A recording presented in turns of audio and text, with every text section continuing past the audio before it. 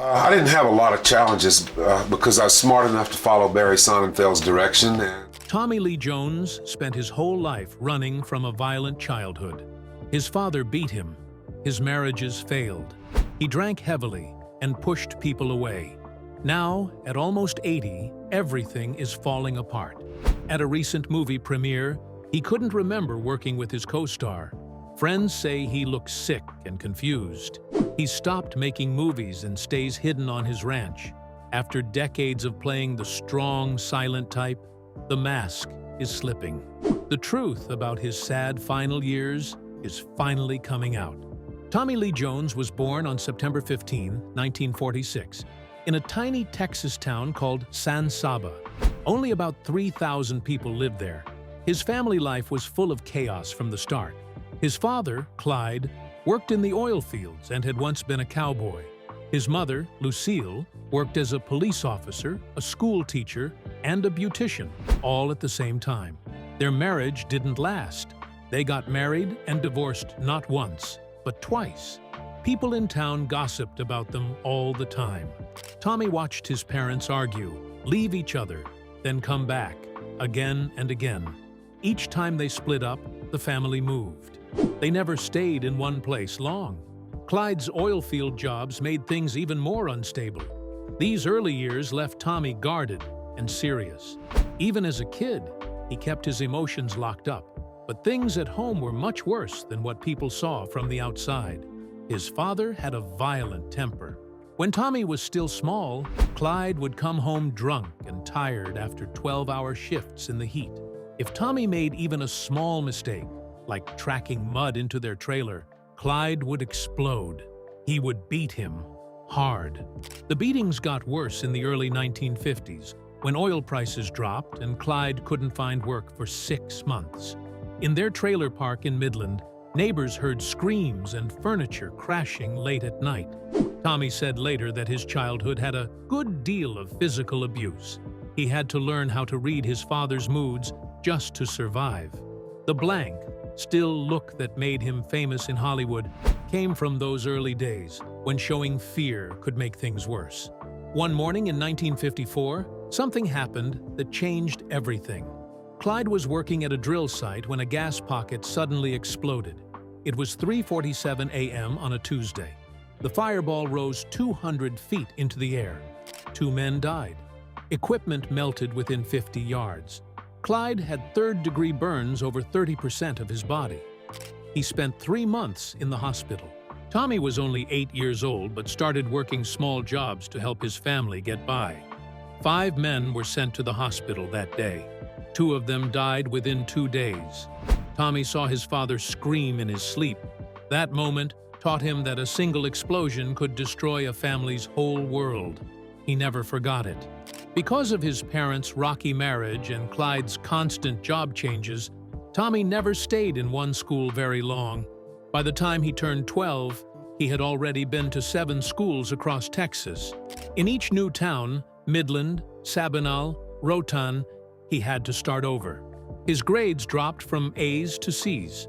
At Robert E. Lee High School in Midland, kids with rich families looked down on him. He didn't have much, but he was big, 6'1", 200 pounds, and used that size to fight back. He joined the football team and played like he had something to prove. His hits were hard, too hard. Sometimes he got suspended. But on the field, no one could mess with him. When he was 13, his father got a job in Libya that paid well. But Tommy stayed in Texas. He had earned a scholarship to St. Mark's School in Dallas, one of the top schools in the state. By age 16, he was back on the oil rigs during summers, working next to his father. The shifts lasted 14 hours, and the heat often hit 110 degrees. The work was dangerous. He handled heavy drills, cleaned up chemicals, and stood near machines that could kill a man instantly. In 1962, he saw a co-worker lose 3 fingers right in front of him. Blood sprayed across the drill floor. Help didn't arrive for 45 minutes. That summer, Tommy made $3.50 an hour.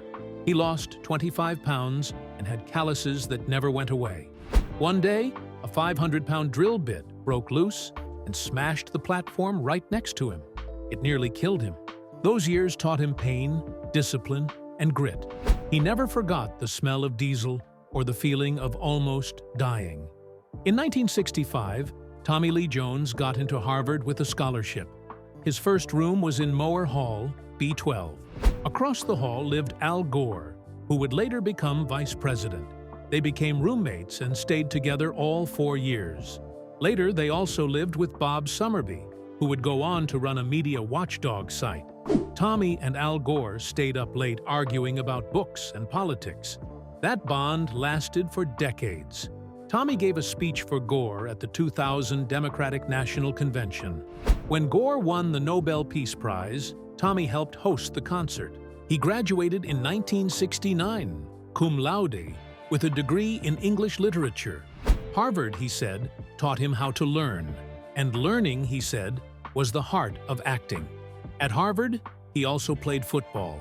He wore jersey number 61. He was 6'1", 200 pounds, and played offensive guard on the undefeated 1968 team. That season ended in a game that became legend. On November 23, 1968, Harvard played Yale. It was 29-13, with just 42 seconds left. Harvard scored twice and tied the game 29-29. The next day, the school newspaper ran the headline, "Harvard beats Yale 29-29." Tommy was on the field during that final miracle. That game was so famous, it became a documentary in 2008. In 2010, Tommy spoke at a screening of it, standing again in Dunster House.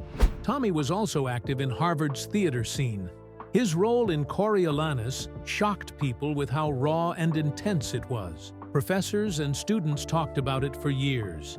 It was clear even then, he had something rare. He acted alongside John Lithgow in The Ladies Not for Burning in 1967, starting a friendship that lasted decades. When he won the Harvard Arts Medal in 2012, he said college was the best thing that had happened to him creatively. After graduating, he moved to New York. His first professional play was A Patriot for Me, directed by Harold Pinter. That was in 1969. Over the next few years, he appeared in Fortune and Men's Eyes, Four on a Garden, Blue Boys, and Ulysses in Nighttown. To pay the bills, he took a steady role in the soap opera One Life to Live, playing Dr. Mark Tolan from 1971 to 1975. His first movie role came in 1970 with Love Story. He played a small part, but it got him noticed.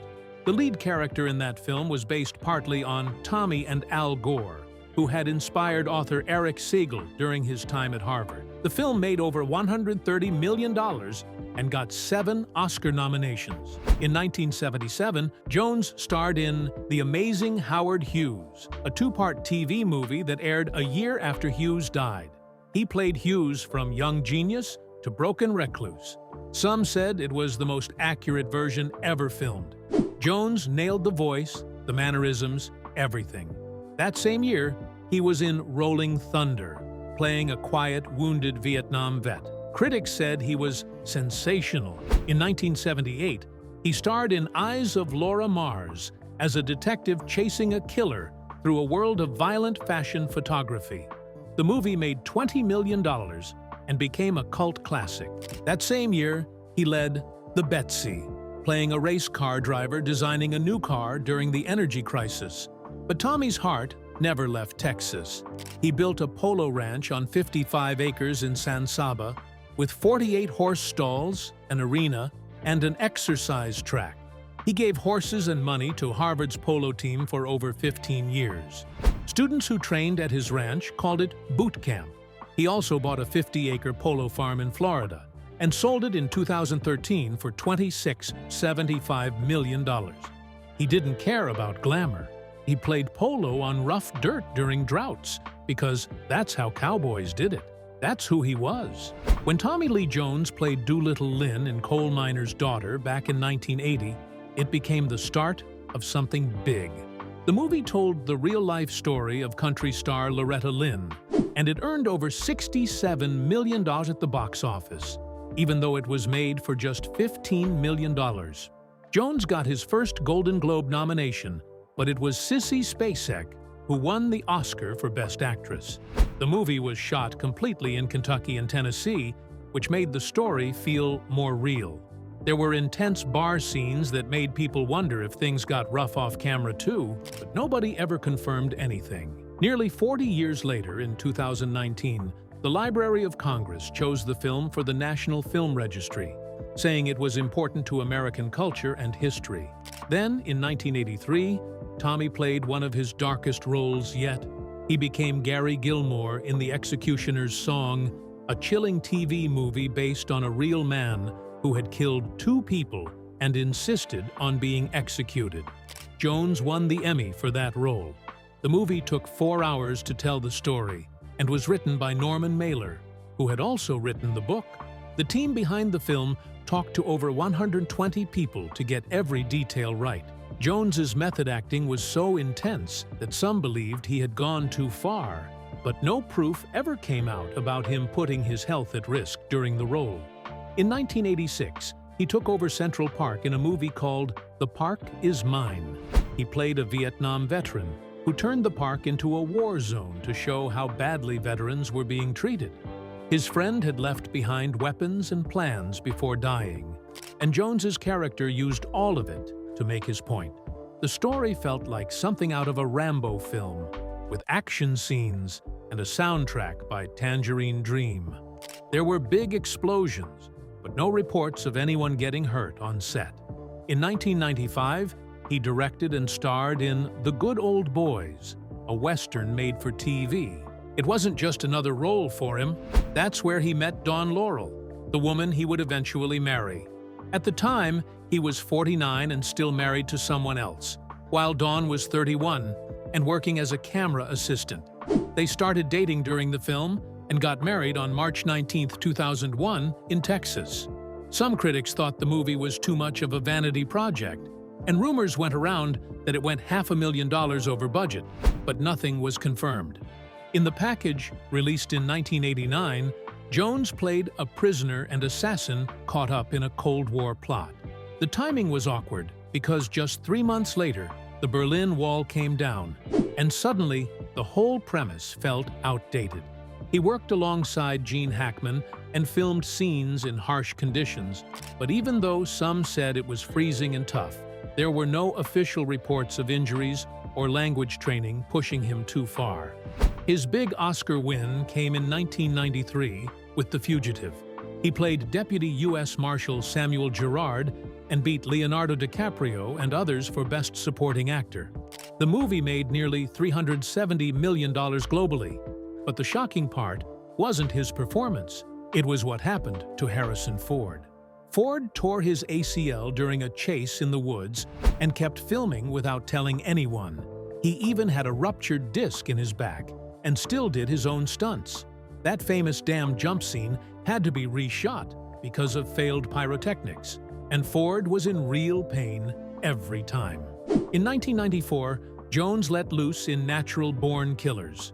He played a completely insane prison warden so over the top that director Oliver Stone had to fight the MPAA to avoid an NC-17 rating. The performance was filled with unscripted rants, and studio bosses were furious. Stone had to cut scene after scene until they finally got an R rating on August 26, 1994. Later, the film was blamed for inspiring real-life violence and was ranked one of the most controversial films ever. Then came Batman Forever in 1995. Behind the flashy Two-Face makeup, things got ugly. Jim Carrey approached Jones at a restaurant, and Jones told him straight to his face, "I hate you. I cannot sanction your buffoonery." Carrey had just become Hollywood's comedy king, but Jones didn't want anything to do with his style. The two barely got along during filming, and director Joel Schumacher had to keep the peace. Carrey later said the encounter felt weirdly personal, but very real. In Men in Black, released in 1997, Jones returned to comedy and action, but not without chaos. He kept breaking props and injuring camera assistants by accident. Director Barry Sonnenfeld said, They had to take the neuralizer out of his hands until the last second. He also made strange sound effects while pretending to shoot, ruining takes without even realizing it. And during one scene in a car shell 15 feet in the air, Will Smith let out such a horrible fart that Jones almost passed out. Still, the movie earned nearly $590 million and kicked off a whole franchise. In Double Jeopardy from 1999, Jones insisted on doing all his own stunts in a freezing river. He had trained with the FBI for the role and didn't want a double, even though he was 56 at the time. During one scene, he got trapped under the water and nearly drowned. The crew had to rescue him. The movie still made $177 million, but it was a close call. In 2005, Jones made The Three Burials of Melquiades Estrada, which he also directed. It was a serious film inspired by the real killing of a teenager near the border. Jones took 2 years to prepare, learned Spanish, and worked closely with the writer Guillermo Arriaga, who won Best Screenplay at Cannes. Jones won Best Actor there too. Even though it made less than $10 million, it showed how much Jones cared about art over box office numbers. In No Country for Old Men, released in 2007, Jones played Sheriff Ed Tom Bell. The movie made $171 million and won 4 Oscars, including Best Picture. Jones gave the film its heart and weight, especially in his final speech about feeling outmatched by evil. The Coen brothers wrote the role just for him, knowing he could say more with silence than most could with words. By 2010, he was playing an executive in The Company Men, a drama about job loss during the 2008 financial crash. Jones's character had built the company from the ground up and now had to watch loyal employees get laid off. He gave emotional performances that reflected what real people were going through at the time. The movie had a $15 million budget and filmed during real economic uncertainty. In Lincoln from 2012, Jones played Thaddeus Stevens, wearing a big fake black wig because the real Stevens had alopecia. Jones wanted to shave his eyebrows too, but Spielberg said no. Jones delivered fiery speeches and studied Stevens's life for months. His scenes about ending slavery were some of the film's most powerful moments. By 2014, he was back directing and starring in The Homesman. He and Hilary Swank played 2 people transporting mentally ill women across dangerous frontier lands. The movie showed the brutality of pioneer life and tackled subjects like mental illness in a way Westerns usually didn't. It had a $16 million budget and filmed in rough New Mexico weather with real horses and harsh winds. In 2016's Jason Bourne, Jones played CIA Director Dewey, who had ordered Bourne's father's death. The movie made $415 million, but critics said Jones looked exhausted. The script had gone through many rewrites, and some felt like he just didn't want to be there. One reviewer joked that his face looked like the Grand Canyon. A year later, he played a real journalist in Shock and Awe, a film about reporters who challenged the U.S. government's claims before the Iraq War. The film showed how these journalists were the only ones who got the story right. Jones played Joe Galloway, and the real journalists helped guide the film to keep it accurate. They were even on set during filming. In Ad Astra from 2019, Jones played Brad Pitt's missing father, an astronaut who had vanished near Neptune. The movie tried to be as realistic as possible, using zero-gravity training and practical effects. Pitt went through nausea-inducing training, while Jones stayed more in the background. The movie made $135 million and was nominated for Best Sound Mixing. In 2020's Wander, he played a conspiracy theorist who co-hosted a podcast with a paranoid investigator. The film touched on MKUltra, border surveillance, and chip implants. It got a low 4.9 out of 10 from over 10,000 IMDb users, but Jones still brought weight to his scenes. And in 2023, something strange happened at The Finest Kind premiere. Jones was standing next to Jenna Ortega and asked her, "Did we have any scenes together?" She had to gently remind him that they did. The moment went viral, and people started wondering if the 77-year-old actor was having memory issues. It was a quiet and uncomfortable moment, just 2 days before the film's release. Tommy Lee Jones was never someone who chased the spotlight, but over the years, stories started to build around him. Some were true, some were whispered half-truths, and others no one could really confirm. One of the biggest rumors online was that he turned down roles in Pulp Fiction and The Shawshank Redemption. But when you actually look into it, there's no real proof. Tom Hanks turned down Shawshank because he was busy with Forrest Gump, and Tim Robbins got the part. And Pulp Fiction had actors like Michael Madsen and Lawrence Fishburne who passed on key roles. But Tommy Lee Jones? He was never officially attached to either film, no matter what people say online. Then there was the claim that he once punched a stuntman on the set of Under Siege and had to quietly settle a $100,000 lawsuit. But again, no actual records show that happened. Under Siege came out in 1992. It was a big hit and made Steven Seagal even more famous. Tommy Lee Jones was in it too, intense as always. But the supposed punch and payout? It just doesn't exist in any of the official records. People close to the production never mentioned anything like that. The film was shot, wrapped, and released with no known problems. Another rumor said Samuel L. Jackson nearly walked off the set of The Sunset Limited because of a clash with Jones. That film came out in 2011. It was small, quiet, and only had 2 actors, Jones and Jackson, sitting in a room talking about life and death. Jones directed it. Some people online claimed Jackson wanted to quit over creative differences, but interviews from the time tell a different story.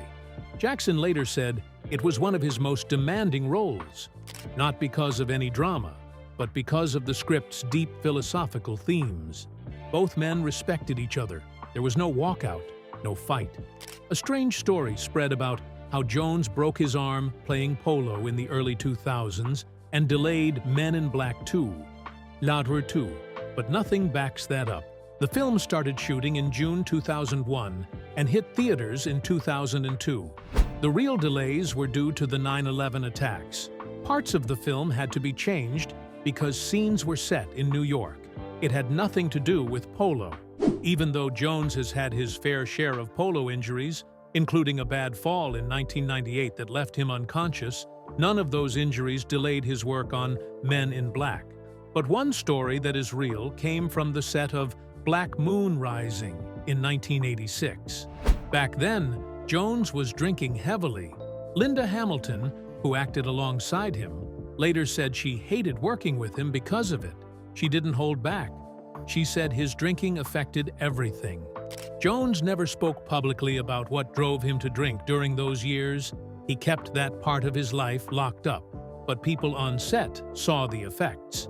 He was just 40 at the time and still trying to solidify his film career. It was a low point for him, both personally and professionally. Jones's personal life had its own share of storms. He married Kate Lardner on New Year's Eve in 1971. She was the granddaughter of famous writer Ring Lardner.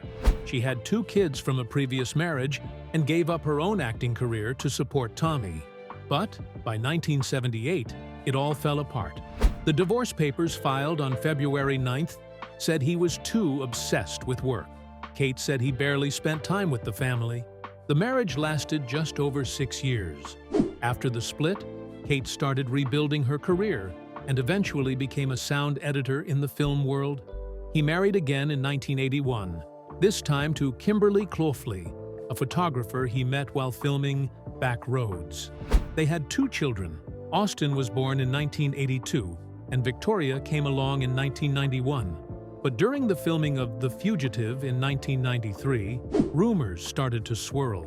People whispered about an on-set affair. Things got worse the next year during Blue Sky, when tabloids claimed he got involved with Jessica Lange. Kimberly filed for divorce in 1996. The court gave her full custody of the kids, a large financial settlement, and ongoing support. What shocked people was how emotional Jones became during the custody talks. He didn't want to lose contact with his kids. The marriage lasted almost 15 years. He met Dawn Laurel in 1995 while filming The Good Old Boys. She was working behind the camera, and they clicked right away. At the time, he was still married, but things were already ending. They showed up as a couple in public by 1998. Then, on March 19, 2001, they got married quietly in Texas. Her sister even designed part of the ranch for them. But in 2024, something changed. Rumors online said Dawn had been diagnosed with something serious. Nothing has been confirmed, but Jones suddenly pulled back from work. At 78 years old, he reportedly told close friends he wanted to stay close to Dawn on their 3,000-acre ranch in Texas. That ranch wasn't his only property. In 2002, he bought a 55-acre polo ranch in San Saba with 48 horse stalls and a pro-level field. But a terrible incident happened in 2010 when a guest was badly injured during a polo match and sued him for $2.3 million. The guest blamed unsafe conditions and poor horse care. Jones fought back. The court ruled in his favor, saying that polo was risky by nature. Even so, he had to pay over $400,000 in legal fees. Back in 1998, at a different ranch near Houston, he had his own scary moment when a horse stumbled and threw him off. The horse stepped on him. He passed out and was rushed to the hospital. 2 days later, he was back, watching his team from the sidelines. As for his kids, he keeps them out of the spotlight. Austin acted once, playing a banjo player in Jones's 2014 film, The Homesman. He also worked behind the scenes on the soundtrack. After that, he left acting and went fully into music. His albums Dead Calm in 2022 and At the Polo Club in 2023 came out under a small label called Perpetual Doom. He also made music for films like Frontera and Metamorphosis Junior Year. Victoria had a few small roles too. She showed up in Men in Black 2 when she was just 11, and later in The Three Burials of Melquiades Estrada. At one point, Jones even fired her from a set when she didn't show up on time. The crew had to step in and calm things down. By December 2023, people started to worry. At the premiere of Finest Kind, Jones looked painfully thin and confused. Friends were shocked. His eyes looked sunken, and he even asked Jenna Ortega if they had acted together in the film, forgetting they shared a scene. Jenna gently reminded him. That moment went viral. People began to wonder, was it memory loss? Was he sick? In 2025, rumors exploded. Some said he had cancer. Others guessed Alzheimer's or another illness. But no official statement ever came. Jones has always been private, especially about his health. But the way he looked, the way he spoke, and the way he suddenly stepped away from acting made people fear the worst. Financially, he took a major hit too. In 2019, he sold his Wellington, Florida polo estate for $10.95 million. That might sound like a lot, but he originally listed it for $26.75 million in 2013. That's a $15.8 million loss. He bought parts of the property over time, $2.95 million in 2002, $1.1 million in 2003, and another $550,000 in 2012. It had everything: 2 polo fields, dozens of stalls, a staff house, but it just didn't sell. Still, he kept his massive 3,000-acre ranch in Texas, with its 150-year-old home, 50 horses, and full cattle operations. Even with all the ups and downs, Jones still has an estimated net worth of $100 million in 2025. He earned it from films like The Fugitive, Men in Black, and No Country for Old Men. He also directed, wrote, and produced. In 2012, he got the Donostia Lifetime Achievement Award at the San Sebastian Film Festival, honoring over 70 films and decades of work. That award came when he was still strong and active. Now, he stays mostly quiet on his land, far from Hollywood, still respected, still feared, and still full of mystery.